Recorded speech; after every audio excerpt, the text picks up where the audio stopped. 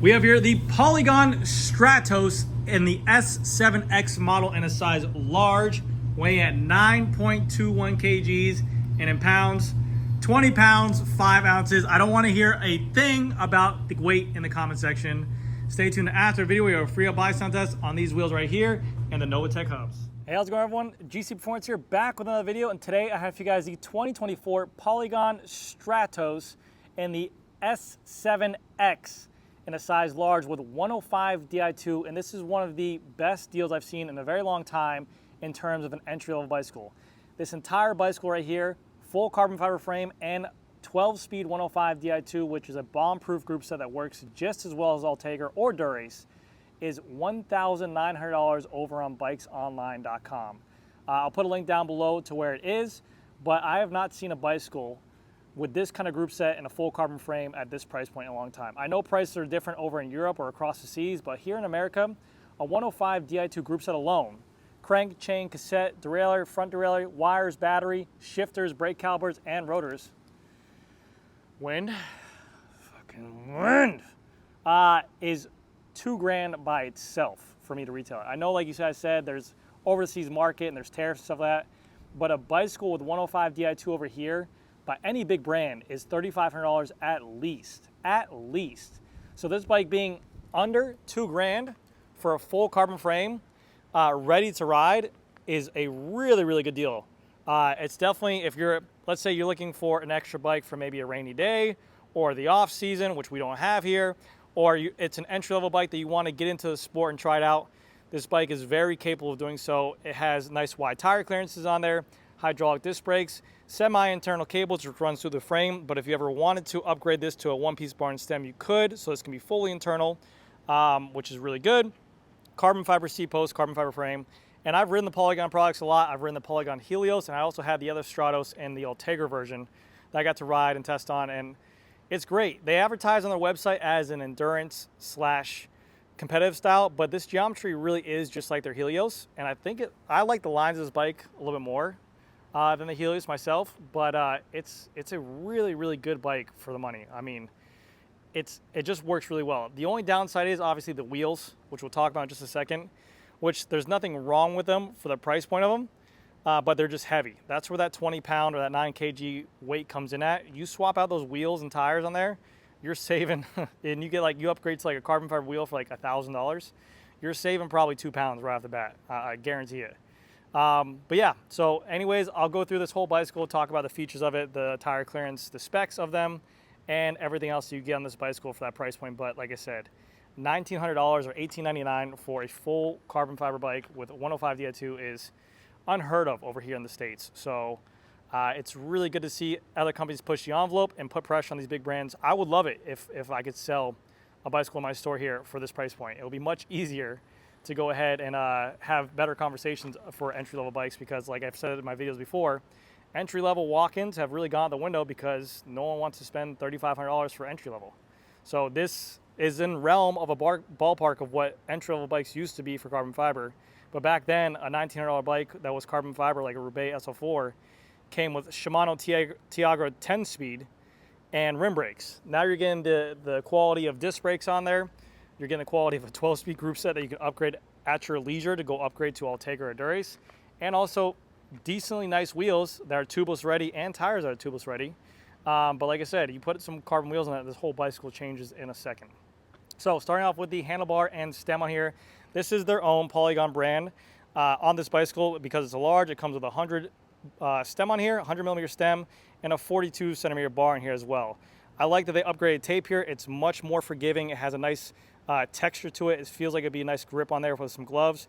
It feels like it might be a little bit slippery riding bare hand in the rain, but you have a good hood position, and these reminds me of old school style bars where they have that nice drop to them, a little bit lower than the actual uppers on the bars as well, which is pretty cool.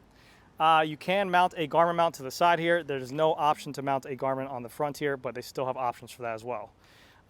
Cables are ran internally through here. You have 2 brake hoses. Shimano 105 Di2, which I have on 2 of my bikes right now. I ride Ultegra and I ride 105 Di2 just for the price point of it, but it's literally the exact same thing as a Ultegra or Dura-Ace group set. It's the exact same software. and it's the exact same app functions. It's very similar shifting speeds except for the front derailleur on the 105 Di2. But the only thing it changes when you go up in tiers is just hardware, and it saves a little bit of weight. But you're getting the exact same functionality of the shifter hoods, the ergonomics of them. You're getting the exact similar brake feel as well, and also you're getting the exact same shift speed in the back. So it's a very nice group set. It's if you put Dura-Ace on this thing, if you blindfold yourself and you shift on these things, they do a really good job at trickle-down technology in 2025. Going down to the front, we have the Polygon logo here, very subtle, and it's a beautiful blue color. Down to the fork, and these are where the rims are a heavier rim. This is a their own 30 millimeter alloy rim, which I think is just a Novatec rim, with black nipples, and then finish off, black spokes with silver nipples, and then a Novatec hub. Novatec has been in the industry for a very long time. It is a very cheap hub to make. The good thing is that it is very, very strong. It is the longevity of them are great, but they're just heavy. That's it. The rim and the hubs are heavy. The plus side is that the rims are tubeless ready, and the tires they give you, the Schwabe ones and a 700 by 28C, are tubeless ready as well. So all you need to do is get some valves and some tubeless fluid, and then you're good to go for a tubeless solution. So not bad at all. But I guarantee you, those wheels are a monster of a wheel. Great here in Florida. You get these things rolling at top end speeds. You get some nice inertia to them. You probably won't have to worry about them, but if you are climbing, they might be a little bit tankish for sure. Going over to the rotors, you have a Shimano 105 160 millimeter rotor in the front with a Shimano 105 disc brake caliper. And then you have your through axle right here with a 6 millimeter to go ahead and remove that through axle, and a 12 by 100 configuration. Polygon logo going all the way down the side, and then it comes into a press fit BB86 bottom bracket, which I have installed a Hambini bottom bracket into here before. They have a nice, good job in terms of the shell shape, well, at least in my experience with the bikes I've had before. But inside there right now is a stock Shimano BB86 bottom bracket in a press fit version. You can always upgrade those. I mean, the Shimano bottom bracket is great. I just like something with a little bit better spin quality, just in my experience. You know, everyone says that bearing acts differently under load, but you know, whatever. It's my take on it versus everyone else's. Tire size on here, you can go up to about a 730C, which is more than enough. That's definitely, it seems to be more optimal for what people are doing nowadays. You have a place for your water bottle cage here, water bottle cage here. The frame is UCI legal as well, so if you do want to race on it, you can. It is a size large, and this is their ACX carbon. You'll find the ACX carbon on all of their Strattos models. Strattos, and there's the name right there, and then they're still rocking a carbon fiber 27.2 C-post. So, a couple big pluses on here. 27.2 C-post, very easy to replace, very easy to swap out, very easy to remove. Same with the heads on here. Exposed cables makes this pretty easy to go ahead and remove for packaging. So if you are traveling and you put it into a bike box a lot, that makes it much easier to fit inside a box if you do want to take it. This could be your travel bike, let's say. So you do have options there. Sorry about that. We had a big old diesel truck come on by here. It was pretty loud, and he got out and started talking to me. It was actually a really nice guy. Gabagoo, Shimano 105 crank on here with a 5034 configuration, which usually on the entry level stuff, they usually do put endurance style chain rings or compact on there for the sake of it's an entry level guy.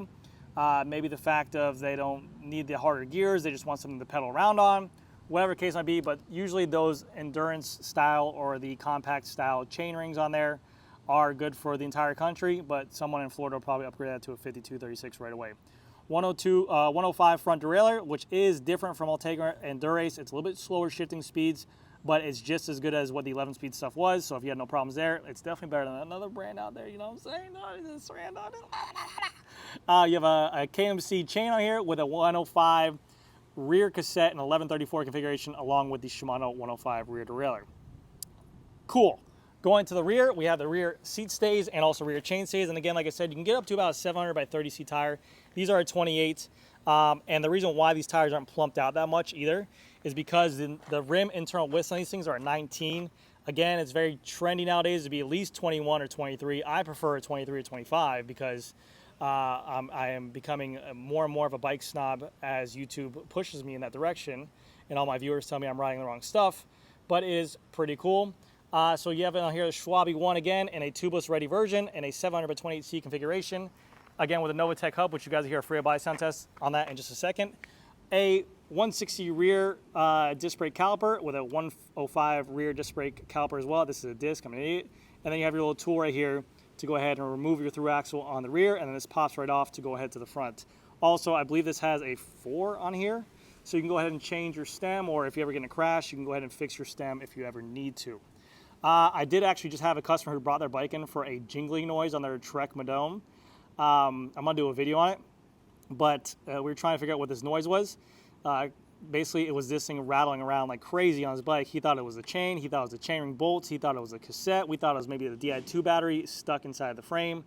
Turns out it was just this. So make sure you guys check this. If you guys are hearing a noise, just go ahead and check this and see if that wobbles. Take it out, and if it doesn't make the noise, you're good to go. You have the S7X back here as well for the logo, even though it doesn't look like a 7 at all. And then, like I said, a carbon fiber seat post in a 27.2 configuration with a seat wedge being right here to adjust it. And then this is their own line link of a saddle. And I rode this saddle. I rode this saddle on the Helios, and I put about 1,000 miles on that Helios, the top line model. I didn't mind it. It's a chromoly rail saddle, a plastic body. It looks very fat. It doesn't have a cutout, but it was actually really comfortable from the really lightweight saddles I'm used to riding in carbon fiber. It was a great saddle. I had no issues with it. I was doing 60-mile rides and group rides and stuff like that, so I really did like it.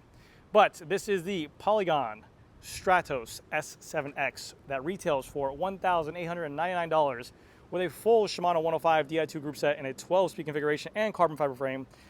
You do not see a frame like this at this price point. So anyways, guys, that's going to do it for this video. Let me know if you guys have any questions down below in the comment section. And I'll see you guys. Here comes this free buy sound test on this Novatech hub and Polygon wheel right here. Here we go.